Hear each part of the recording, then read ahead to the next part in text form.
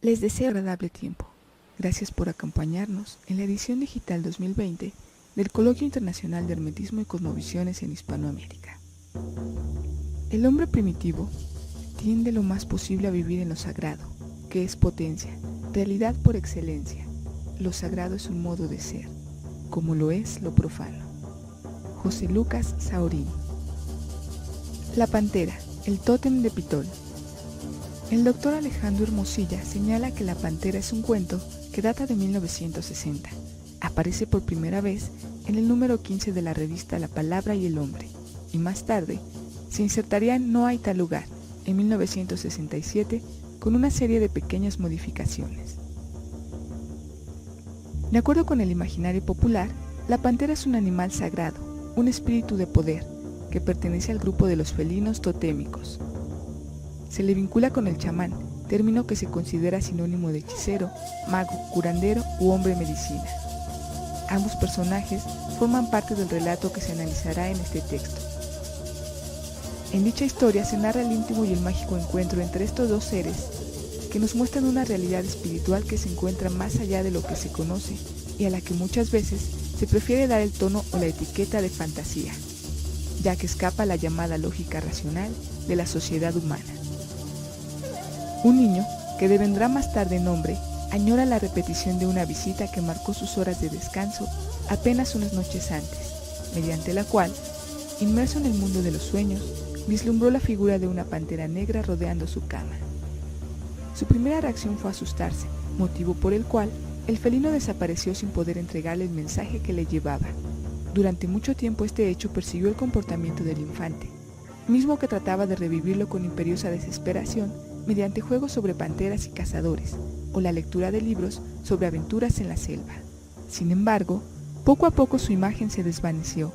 20 años después, este inquietante ser reapareció para él a través de la ensoñación. El actuar del hombre fue distinto, pues necesitaba recibir el mensaje truncado años atrás. Se miraron, se reconocieron, intercambiaron pensamientos y la magia sucedió. Al final, el hombre despertó sobresaltado y anotó en una hoja las palabras del mensaje. Mas cuando quiso leerlas, estas le parecieron una serie de 12 sustantivos sin sentido y relación. No obstante, las guardó con la esperanza de que algún día la pantera volvería. Sergio Pitol nos invita a reflexionar y a jugar sobre la identidad del protagonista de su historia. Tomándolo a él como dicho ser, puede decirse que Pitol y Pantera forman una pareja que posee un vínculo divino en el que se debe profundizar y será la literatura la herramienta que ayude en dicha labor. En esta ocasión, se ofrece una visión desde la perspectiva del imaginario popular mágico, bajo las líneas del chamanismo, del mundo de los espíritus y de la intervención del mundo de los sueños. De acuerdo con Mircea Eliade, el chamán es, él también, un mago y un hombre médico. Se cree que puede curar, como todos los médicos, y efectuar milagros faquíricos, como todos los magos, sean primitivos o modernos. Pero es, además, psicopompo, y puede ser también sacerdote, místico y poeta. Y en este sentido, el escritor hace magia con sus palabras, mismas que sirven de cura para los lectores, fenómeno al que la academia le llama catarsis, y a la par, pueden ocasionar el milagro de un cambio ideológico, actitudinal, entre otros. ¿Quién, sino el escritor, es capaz de acompañar a los espíritus de sus lectores hasta un momento de trance y de éxtasis mediante la lectura de alguna de sus obras? Aquí es donde ubicamos a Pitol cumpliendo las funciones de un auténtico chamán, quien a manera de psicopompo guía a sus lectores hacia otro mundo. Como sacerdote dirige la iglesia de su literatura, como místico va en busca de lo sagrado y de la unión del espíritu con la fuente original, y como poeta es capaz de utilizar con gran habilidad el lenguaje para expresar sus sentimientos y lograr que la gente se identifique con ellos. He aquí algunas características más. Según Kai Donner, la Siveri puede sostenerse que entre los samoyedos, los ostiacos y otras tribus, el chamán está, por lo común, sano y es, con frecuencia, desde el punto de vista intelectual, muy superior a su medio. Entre los buriatos, los chamanes son los principales custodios de la rica literatura heroica oral. El vocabulario poético de un chamán yakuto abarca 12.000 palabras, mientras que su lenguaje usual, el único que comprende el resto de la comunidad, no pasa de las 4.000. Entre los kazakh kirguises, el Baksa, cantor, poeta, músico, adivino, sacerdote y médico, parece ser el custodio de las tradiciones religiosas populares y el conservador de las leyendas seculares. Uno de los requisitos primordiales para considerar a alguien chamán es la recepción de una doble instrucción, en primer momento de orden extático, es decir, una especie de llamamiento mediante sueños o trances, en segunda instancia de orden tradicional, como lo es alguna instrucción o el aprendizaje de un lenguaje secreto. En la pantera, estos eventos tienen lugar con la visita del felino a través de los sueños del protagonista y con la entrega y la recepción del mensaje, puesto que el niño hombre ha sido capaz de comunicarse con una pantera y comprender su código. De alguna forma, el neófito ha sido elegido para comenzar su iniciación. Dicha iniciación está fraccionada en dos partes. La primera ocurre de forma espontánea cuando el espíritu protector visita al niño, pero al no hallarlo preparado porque huele su miedo y su indisposición, decide retirarse. La segunda oportunidad es hasta cierto punto conseguida por la búsqueda del hombre, ya que aquella visita de la infancia quedó grabada en su mente, y aunque la imagen se desvaneció, logró mantenerla en el inconsciente. Así, su más profundo deseo pudo manifestarse ante sus ojos una vez más. Eliade refiere que el esquema tradicional de una ceremonia de iniciación se integra por tres momentos fundamentales: sufrimiento, muerte y resurrección. Estos pueden realizarse de forma ritual o de forma simbólica mediante una experiencia extática, una enfermedad o una serie de acontecimientos insólitos. Puede observarse el sufrimiento que el niño padeció al desear que la pantera volviera a él. Ninguna de las magias que atravesaron mi niñez puede equipararse con su aparición. Nada de lo hasta entonces concebido logró confundir tan soberbiamente refinamiento y fiereza. En las noches siguientes imploré, divertido, al final impaciente, casi con lágrimas, su presencia. En la etapa de la muerte, el protagonista olvida a la pantera y junto con ella, una parte de su ser muere también. Nuevas horas se ocuparon de sustituir a aquellas. Otros sueños eliminaron al que por tantos días había sido mi constante pasión.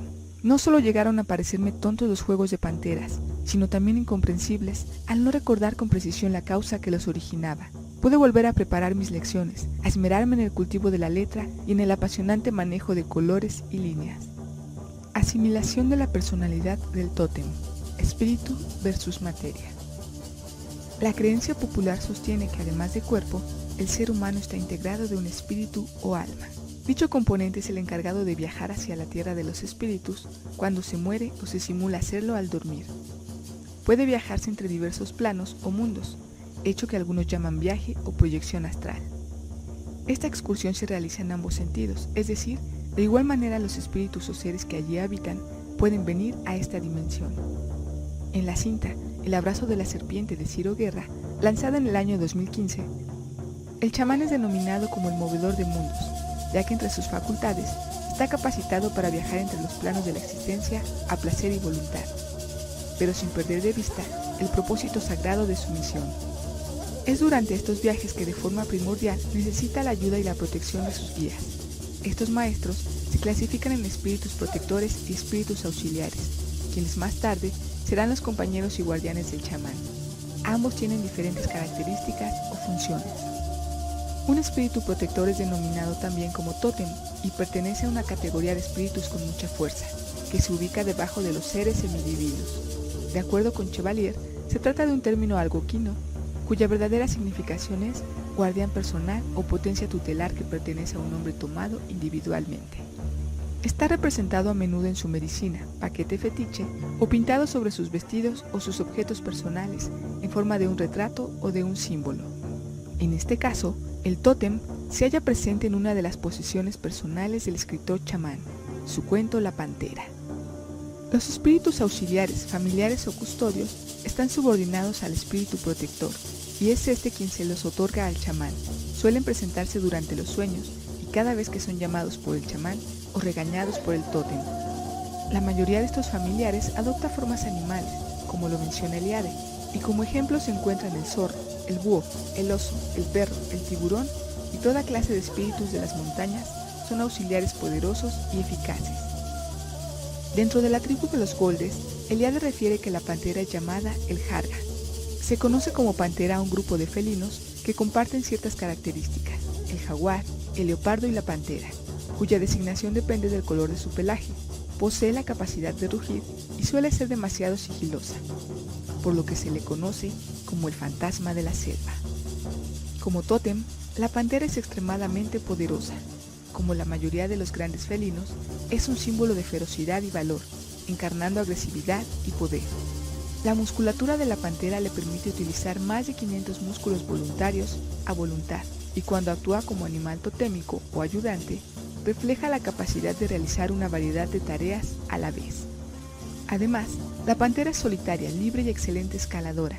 Si se analiza con detenimiento, dichas características pueden notarse reflejadas en la personalidad del escritor Sergio Pitol.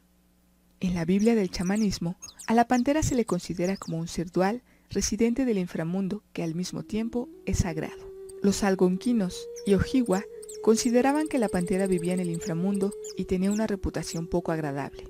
Entre los Cherokee, la pantera era un animal sagrado, capaz de ver en la oscuridad, aunque los Apache lo veían como un presagio de muerte inminente. Entre los Zuni, escuchamos que los dioses antiguos declararon que el mundo debería ser custodiado por aquellas criaturas, con la vista y el olor más agudos, y el puma estaba destinado a proteger el norte, mientras que los Miwoks lo veían como el cazador perfecto. Como descendiente de la estirpe gatuna, la pantera es portadora de la dualidad que caracteriza a los felinos, y por ende, puede considerarse como emisaria del bien o del mal, de acuerdo con los preceptos de la moral. Por otro lado, es un óptimo canal para la magia, y su color negro le permite brindar protección contra las bajas energías. En el encuentro narrado en el relato, el felino realiza algunos movimientos circulares alrededor de la cama del protagonista, lo cual permite percatarse de dos cosas. En primer lugar, marca el inicio de un ritual, y en segundo, la protección brindada al elegido e iniciado. El acto de la remoción de las cenizas de la chimenea por parte de la pantera es un símbolo de la muerte y la resurrección del recién nacido chamán, ya que el ahora hombre recupera la parte perdida de sí mismo durante la infancia al volver a verla. Ninguna prisa atenazaba al animal. Se paseó frente a mí con paso lánguido, describiendo pequeños círculos. Luego, con un breve salto alcanzó la chimenea. Removió las cenizas con las garras delanteras y volvió al centro de la habitación. Me observó con fijeza, abrió las fauces y al fin se decidió a hablar. Al comunicar el felino el mensaje tan ansiado por el protagonista, este hace hincapié en la revelación de su destino, como si aquel espíritu protector cumpliera también con una función profética. Todo lo que pudiera decir sobre la felicidad conocida en ese momento no haría sino empobrecerla. Mi destino se develaba de manera clarísima en las palabras de esa oscura divinidad. El sentimiento de júbilo alcanzó un grado de perfección intolerable, imposible encontrarle parangón. Nada, ni siquiera uno de esos contados, efímeros instantes en que al conocer la dicha presentimos la eternidad, me produjo el efecto logrado por el mensaje.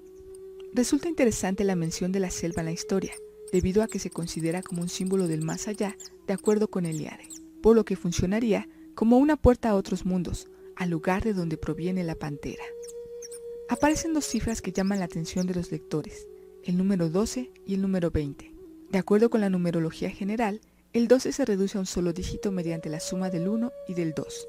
El resultado es el número 3, el cual refiere que se trata de un ser dotado para la creación y con talento para expresarse al hablar o al escribir, mientras que el número 20 se reduce al dígito 2, mismo que indica que se posee una naturaleza dual que puede ver ambos lados de una situación y actuar como equilibrio de las fuerzas opuestas. Habla de la emotividad del ser y de una inclinación a trabajar tras bambalinas.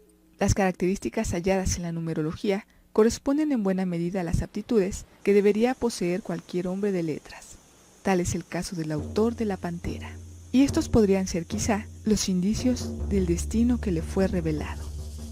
En conclusión, el encuentro del protagonista con el tótem de la pantera se trata de una iniciación de índole espiritual, aunque no se puede especificar con claridad si se habla de un chamán blanco u oscuro. Ese será un misterio que se desvelará en otra ocasión.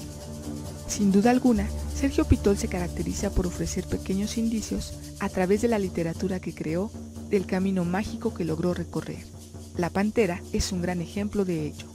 Al referirse a su tótem como oscura divinidad, juega con el doble sentido del lenguaje, que invita a pensar en dos posibilidades. La primera, que con esas palabras describe de forma poética la belleza del felino. La segunda, que pone en evidencia la inclinación hacia el lado oscuro que poseen, tanto el nombrado fantasma de la selva como su protegido, pues algo en su mirada, sobre todo en la voz, hacía suponer que no era la escueta imagen de un animal, sino la posibilidad de enlace con una fuerza y una inteligencia instaladas más allá de lo humano. Al aprender el lenguaje de los animales, el niño hombre mago absorbió dentro de sí todos los secretos de la naturaleza, por lo que permite plantear las siguientes cuestiones. ¿Qué hizo con tanto conocimiento? ¿Cómo comprendió una simbología tan vasta en tan poco tiempo? ¿Por qué la pantera lo eligió? La única respuesta posible a dichas preguntas es la misma que el autor otorga en su propia historia. Nada logré poner en claro, apenas la certeza de que los signos ocultos están corroídos por la misma estulticia, el mismo caos, la misma incoherencia que padecen los hechos cotidianos. Agradezco el interés y la atención prestada a esta participación. Gracias.